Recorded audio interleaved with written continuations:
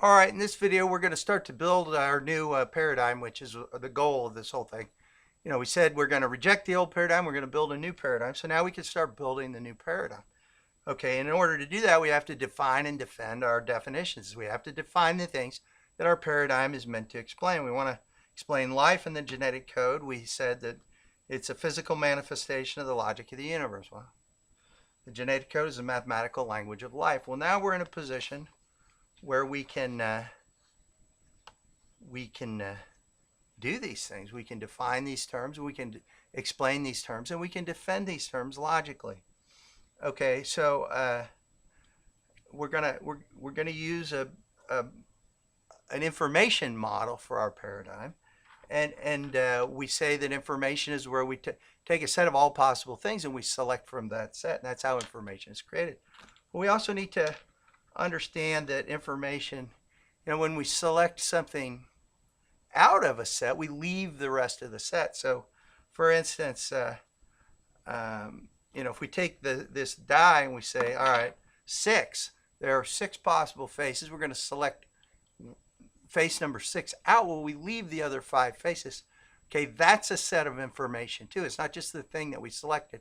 It's the stuff that is left in. And so we can winnow that set in various ways and create probabilities of what's left. It's like a sculptor. You start with a block of marble and you chip away the stuff that's not the sculpture.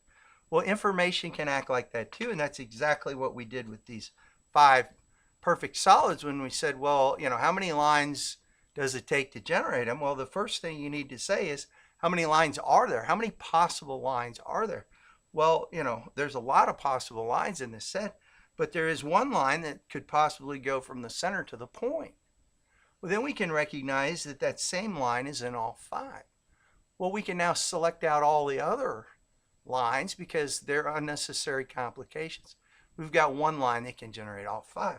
Then we say, well, what's the difference between that one line when there's 20 and when there's 4? It's the same line, but it has to be divided somewhere, in the middle. Well, if there's 20 versions of it, it'll necessarily be divided closer to the outside than the ones with 4. So now all we need to do is create a set of all possible ways to generate a line and pick the easiest one, which is just 2 spheres.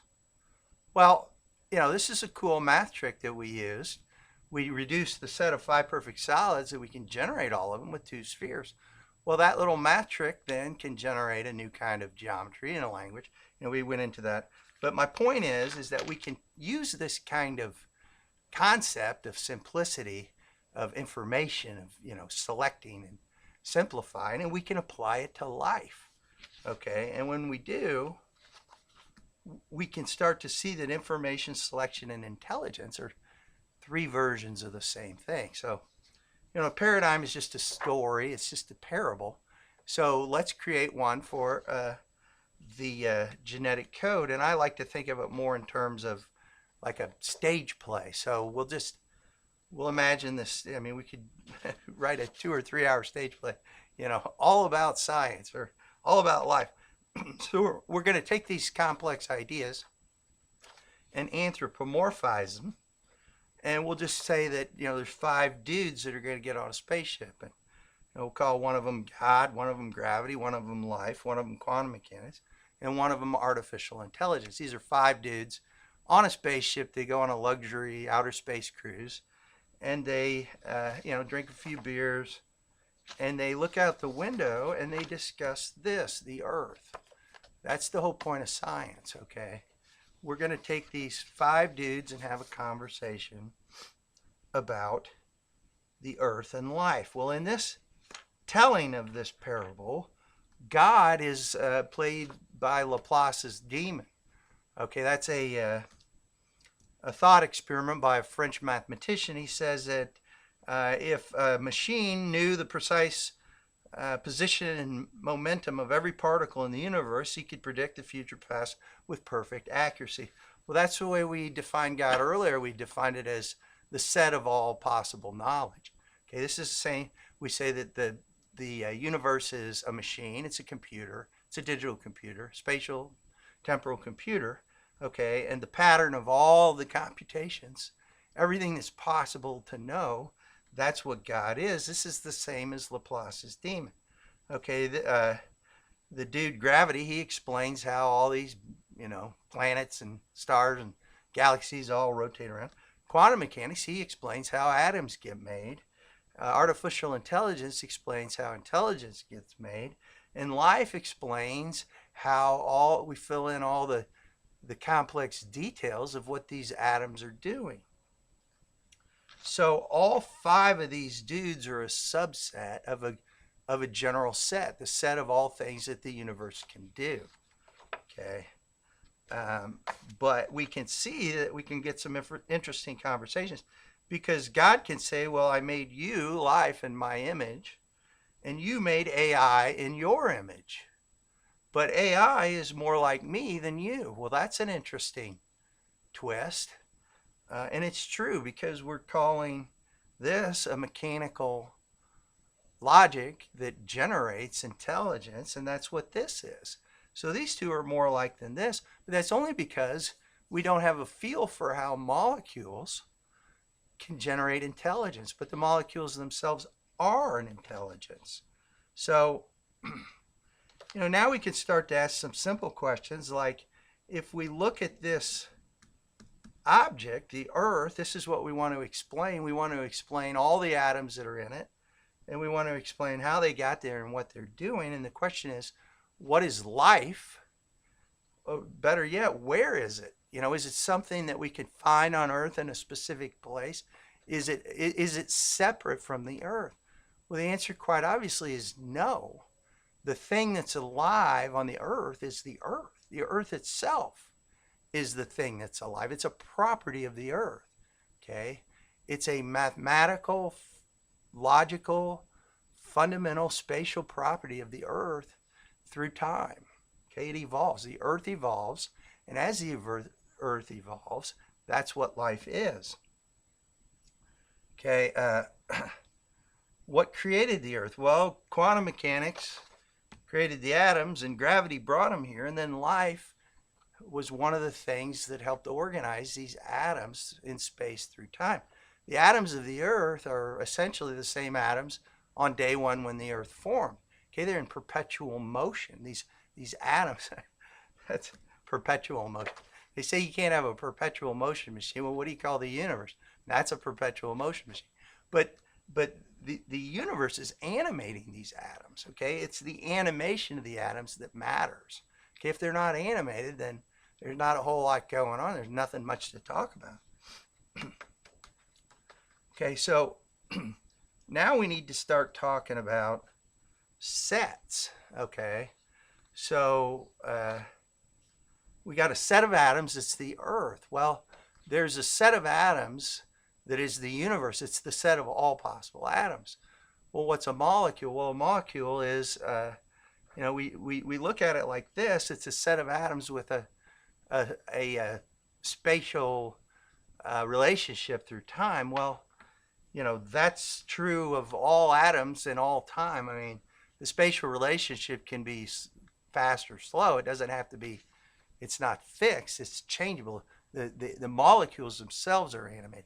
So there's a set of all possible atoms, but there's also a set of all possible molecules, which is built from the set of all possible atoms. So we're starting to generate these fractal concepts that share the same common logic.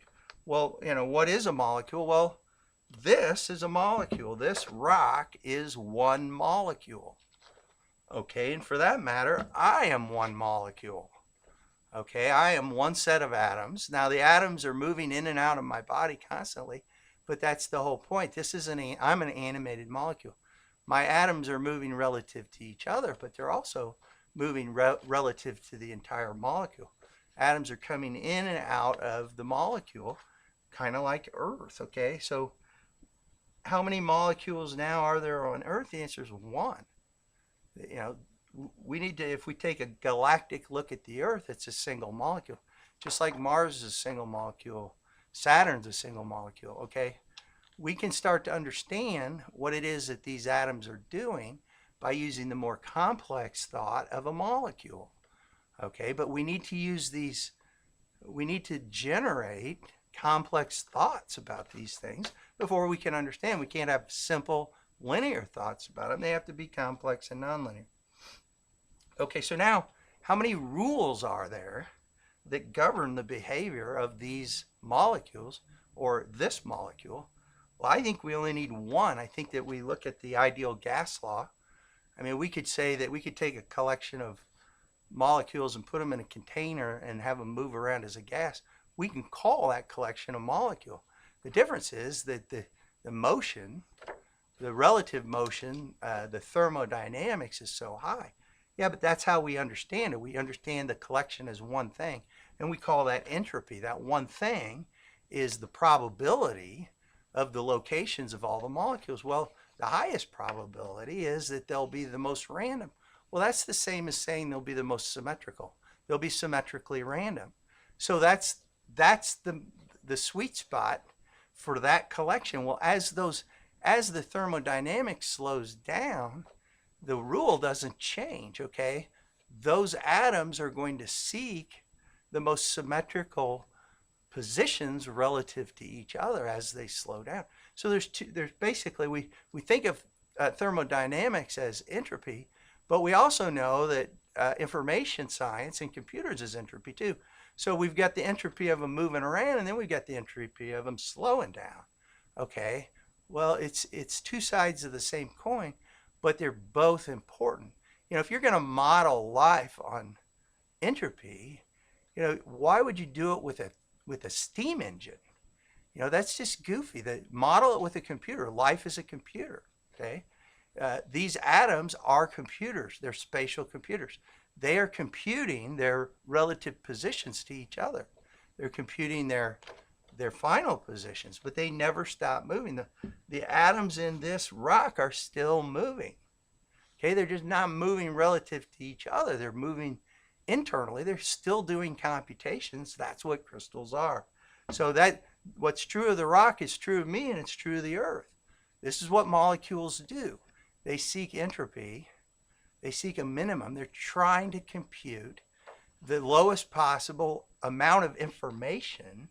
Okay, if they're perfectly symmetrical, the amount of information in this rock is very small because the positions of the atoms are so symmetrical. Well, that's the same as the gas. They're symmetrical in space, and then they're symmetrical in space through time.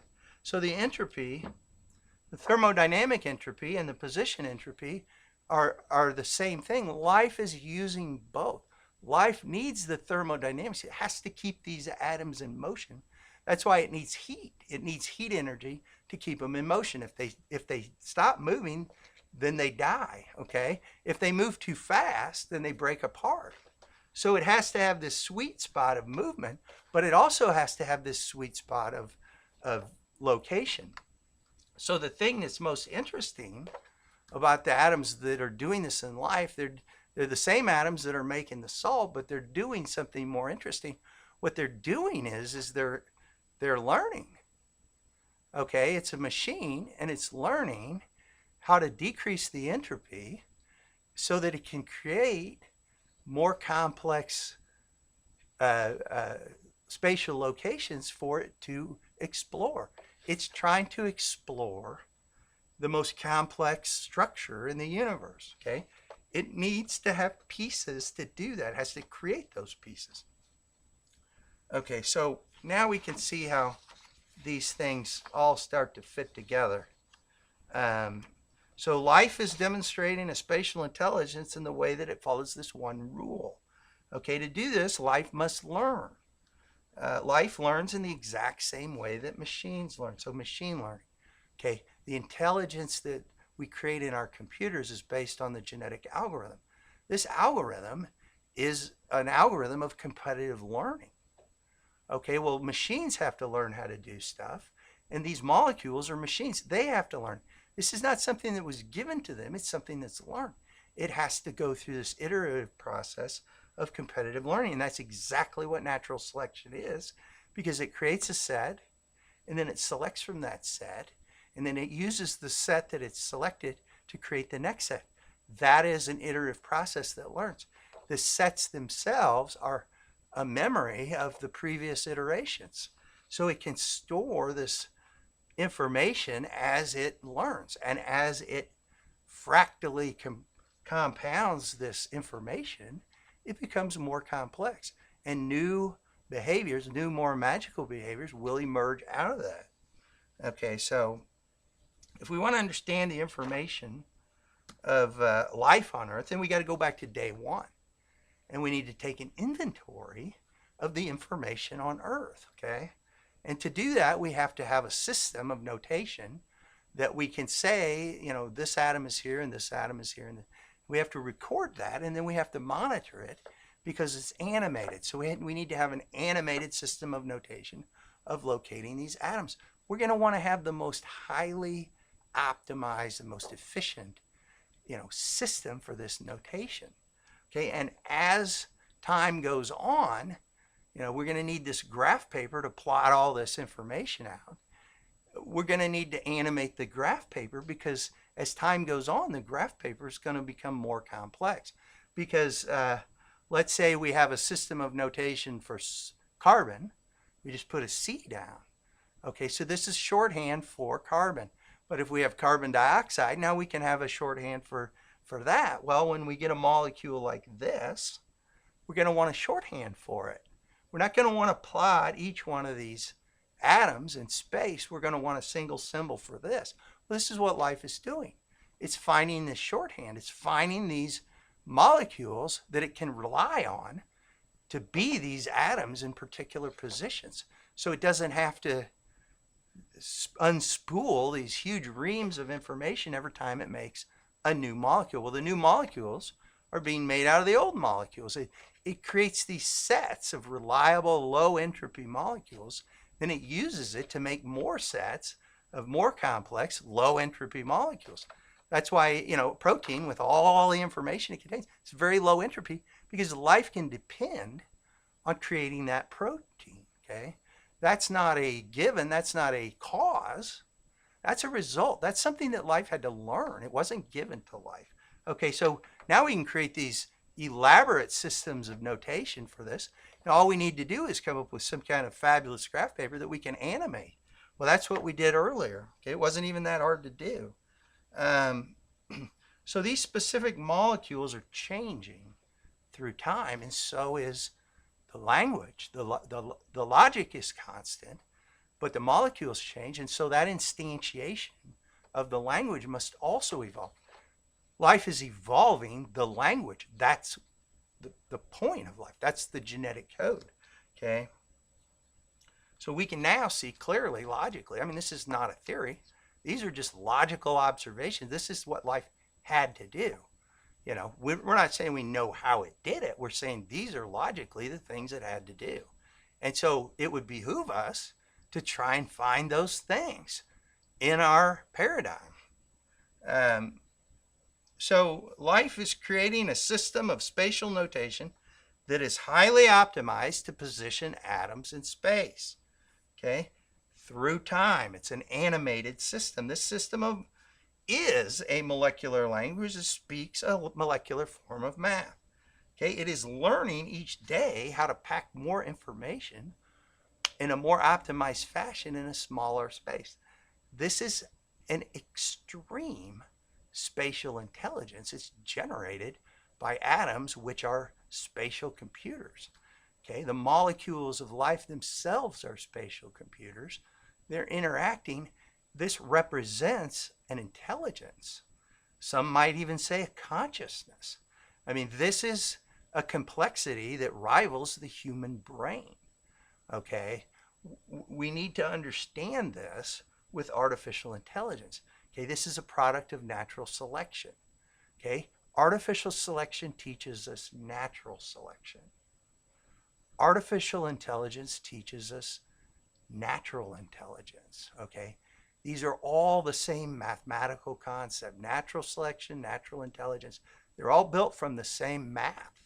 Okay, that's what life is. It's a mathematical language. It's creating itself. It's a self-generating code. So the genetic code itself is a logical property of the universe. Okay, the specific code on Earth which would be different from a code on another planet, because another planet will have different atoms in different, circumstances. But they're going to use the same logical code.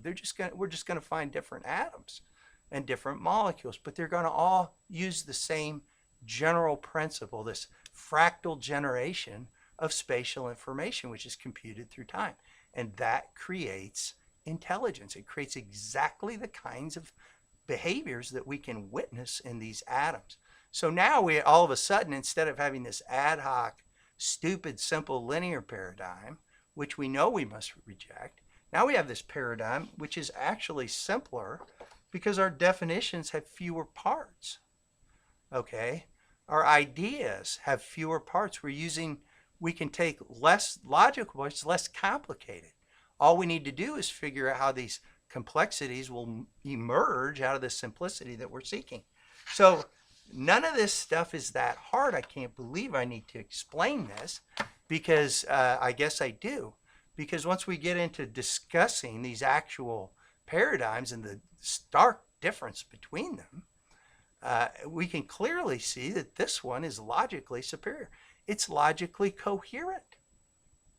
Okay, we're trying to use logic that fits together. This is logically incoherent. You can't even tell the story without contradicting yourself at each subsequent sentence. They just made it up. They closed their eyes. They pretended it was superstition. They said everything's going to work out.